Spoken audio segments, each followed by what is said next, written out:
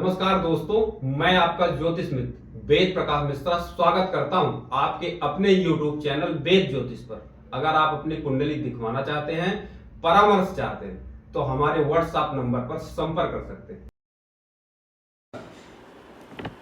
ठीक है, तो आप लोगों ने इसे नोट कर लिया होगा। अब हम अपने मूल विषय पे ही चलते हैं दोबारा से और सूर्य महाराज के ऊपर बात करते हैं। अब हम सूर्य की अगर हम बात करें तो पराशर जी कहते हैं कि सूर्य क्षत्रिय वर्ण, रक्षा करने वाला, प्रशासनिक राजा है, ऑर्डर करने वाला क्षत्रिय वर्ण है। तो ये वर्ण क्षत्रिय पराशर जी क्यों बताए हैं? क्योंकि सूर्य का स्वभाव क्या है उसकी विवेचना उन्होंने यहाँ पे किया है क्षत्रिय वर्ण को दे करके कि सूर्य जो है राजा है, राजा का नेचर है ऑर्डर देना, और राजा का नेचर है रक्षा करना, राजा का नेचर है पालन करना, लोगों के सुख दुख का ध्यान रखना। वही काम मंगल का भी है, रक्षा करना, राजा के भी रक्षा करना। इस तरह से सूर्य का जो वर्ण हो गया वो क्षत्रिय वर्ण का। फिर आगे पराशर जी कहते हैं सूर्य जो है अग्नि तत्व है। सूर्य में क्या है? अग्नि है। तो अगर हम अग्नि की बात करें तो सतोगुणी प्लैनेट सूर्य क्यों है? क्योंकि अग्नि के बाद अगर कोई चीज जल गई, जल के राख हो गई, राख होने के बाद कुछ उसमें बचता क्या है? जो अग्नि तत्व है असल में वही सत्वगुण है, यानी कि जो हमें प्रकाश मिलता है सूर्य का, उस सतोगुण, उससे ज़्यादा शुद्ध कुछ भी नहीं है। अगर हम शुद्धता की बात करें, ऐसे तो कह दें कि हवा भी गंदी हो सकती है, जल में भी मिलावट हो सकती है, ठीक है, पृथ्वी इसमें भी मिलावट हो सकती है, कहीं भी कोई भी चीज़ों में मिलावट हो सकती है। लेकिन अगर हम बात करें अग्नि में कोई मिलावट हो जाएगी? सूर्य के प्रकाश जो हमें आ रहा है, कोई मिलावट इसमें हो सकती है? तो इसीलिए सूर्य को पराशर जी ने कहा है कि सदोगुणी, यानी कि पवित्र है। फिर आगे पराशर जी कहते हैं कि जैसा कि ये भोग बढ़ाता है, जिसकी प्रकृति होगी सूर्य प्रधान वाले की, उसको भूख अधिक लगेगी। और जाहिर सी बात है आगे पराशर जी कहते हैं कम बालों वाला। देखो कितना गहराई से बात कह रहे हैं पराशर जी कि कम बालों वाला, मतलब हम लोगों को ये एक उन्होंने दिया है सूत्र कि जहाँ भी आप देखो, आप चले जाओगे शासन प्रशासन जहाँ काम हो रहा है तो वहाँ पे जाओगे तो देखोगे जो व्यक्ति आपके सामने है, जो अधिकारी आपके सामने है ना, देखोगे तो वो आम इंसान जैसे और लोगों की अपेक्षा उनके शरीर में ना बालों का, सर में हो गया, शरीर में हो गया, तो बालों की वहाँ पे कमी आपको दिखेगी। यह एक पैमाना दिया है पराशर जी ने, उसको आप लगा सकते हो और देख सकते हो।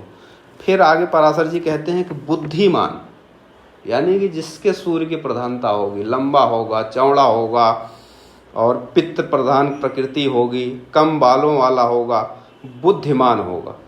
कितनी सारी बातें बता रहे हैं पराशर जी। तो सूर्य, अब आपने इस तरह से एक समझ लिया कि जो सूर्य है वो किस तरह का उनका नेचर है और किस तरह से होगा, ऐसा पराशर जी ने हमें सूत्र से बताया। तो अगर हम ऐसे भी देखें तो कुंडली में जो है सूर्य को, तो काल पुरुष की कुंडली में अगर हम बात करें तो काल पुरुष की कुंडली में भी हमें ये चीज़ें देखने को मिलती हैं। क्योंकि जहाँ पे पराशर जी कहते हैं पुण्य, पुण्य का मतलब क्या है, एक ऐसी कुंडली भी बना लीजिएगा आप जानकारी के लिए अपने, ताकि आपको पता चले कि हम क्या बात कर रहे हैं। जैसे अब यहाँ पे काल पुरुष की हम बात करें तो काल पुरुष में सूर्य का जो घर आता है वो पंचम है। तो अब पराशर जी कहते हैं कि पवित्र आचरण वाला। तो पवित्र आचरण मतलब क्या है? पूर्व पुण्य भी है, तो पूर्व पुण्य यानी कि सूर्य का जो घर है वो कहीं ना कहीं इनको पूर्व पुण्य वाला यानी पंचम भाव दिया गया है। तो आपको नहीं लगता है कि पराशर जी किस बात को हमें कह रहे हैं? तो उनके कहने का जो मतलब है कि सूर्य सदोगुणी प्लानिट पवित्र आचरण करने वाला है। तो अच्छा, एक चीज़ और भी है। अब सूर्य अगर आपके कुंडली में जहाँ भी जिस भी जगह मौजूद है, सूर्य कारक क्या है? सूर्य जहाँ भी कुंडली में आपका है वहाँ पे वो आपके उद्देश्य को बताता है। क्योंकि पराशर जी कहते हैं कि सूर्य समस्त सचराचर संसार की आत्मा है। कितनी बड़ी बात कह रहे हैं कि सूर्य समस्त सचराचर संसार की आत्मा है। तो अब आपके कुंडली में जहाँ भी सूर्य होगा ना, वो एक तो आत्मा का कारक तो है ही है, उसके साथ साथ सूर्य ना आपके उद्देश्य को बता रहा है कि आपका पर्पज क्या है, आपका जन्म, आपकी आत्मा किस लिए यहाँ पे आई है। तो इसीलिए ये जो वर्ण है, जो अग्नि है, सदोगुण है, ये सारी चीज़ें एक तत्वज्ञानी ऋषि को बतानी पड़ी है ताकि सूर्य को अच्छे से आप समझ पाएँ। तो अगर हम बात करें तो वैसे भी आपने ज्योतिष में सुना होगा कि सूर्य जो है 3, 6, 11 आपने सुने होंगे ना, लिख लो। त्रिसडाया, ठीक है। त्रिसडाया में क्या क्या होता है आप लोगों को पता ही है। 3, 6, 11। 3 की जब हम बात करते हैं तो क्या हो गया? 3 का मतलब हो गया हमारा काम है।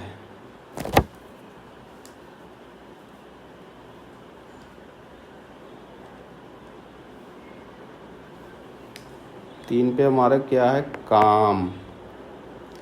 और अगर हम 6 की बात करें तो यहाँ पे क्या है? क्रोध। और 11 की हम बात करें तो क्या है? लोभ।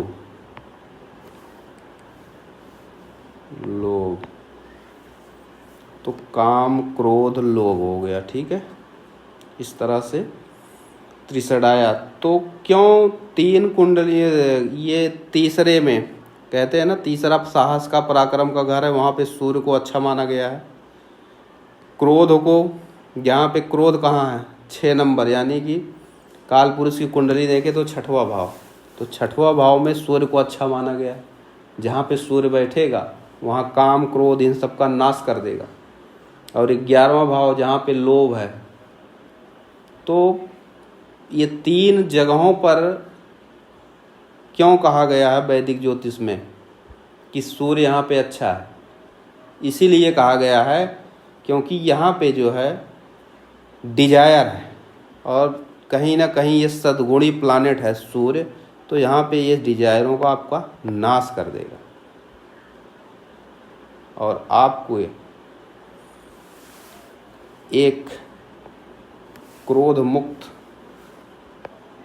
काम मुक्त, लोभ मुक्त वाला बनाएगा। अब हम बात कर लेते हैं कि सूर्य जो है किस चीज़ों का कारक है। तो सूर्य से विचार करने वाला विषय, आप जो है, मैं यहाँ पे लिखा हूँ जिस जिस चीज़ का कारक है सूर्य, जिस चीज़ की है, आप लिखते चलो, इसको लिख लो, नोट कर लो, ठीक है। तो अब यहाँ पे मैं बताता भी चलता हूँ आपको। सबसे पहले अगर सूर्य को हम देखते हैं तो सूर्य कुंडली में पिता का कारक, लिखिए, सूर्य पिता का कारक हो गया।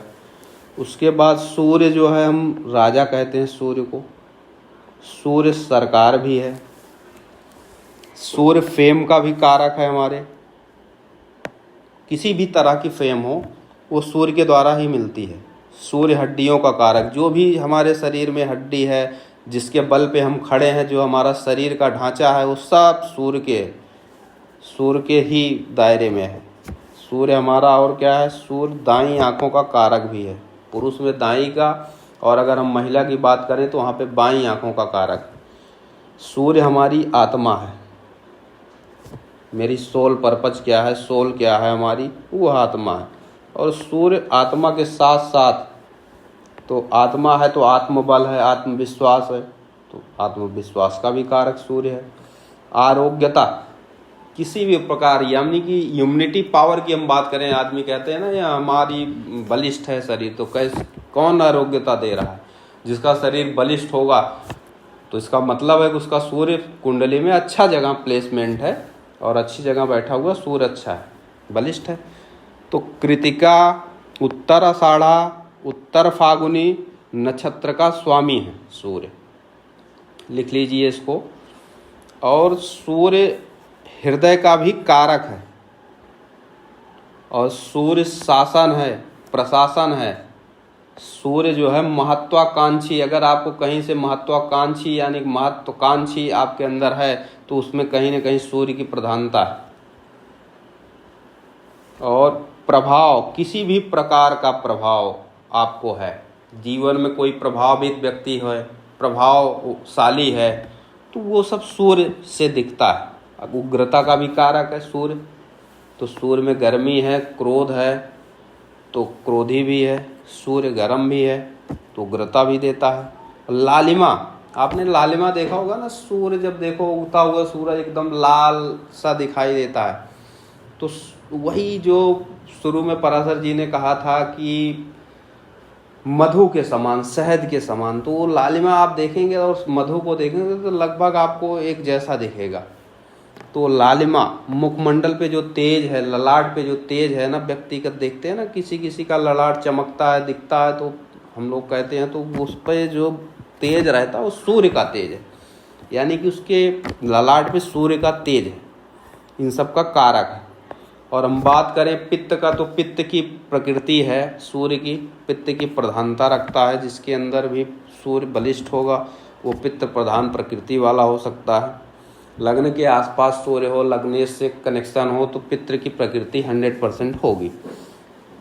और हम बात करें अगर सूर्य की, तो सूर्य अब छोटी नसों का भी कारक माना गया है, क्योंकि जो नसों में हमारे खून चल रहा है, यानी कि खून उसमें जैसे ये है कि खून संचालित करने वाला, यानी कि जिसमें दौड़ रहा है खून, तो उसका भी कारक सूर्य माना गया है। तो अब ये सारी चीज़ें आपने उतार लिया होगा और इसको लिखिए, बार बार पढ़िए और समझिए। और कुछ अपने भी, हमने कुछ कारक तत्व तो यहाँ पे लिख दिए, वो आपने उतारे हैं, और भी बहुत सारे तत्व हैं जिसको हम सूर्य को देख सकते हैं, सूर्य जिसमें हमें, तो आप भी अपनी रिसर्च करते रहिए और इसको उतार लीजिए। उतार करके इसको बार बार 2 बार 3 बार पढ़ते रहिए, समझ में आ जाएगा। और जब आप समझेंगे तो सूर्य का पूरा रूप आपके सामने खड़ा हो जाएगा। तो आशा करता हूँ कि आप लोग समझे होंगे। फिर मिलते हैं नेक्स्ट वीडियो में आपको। जय सिया राम।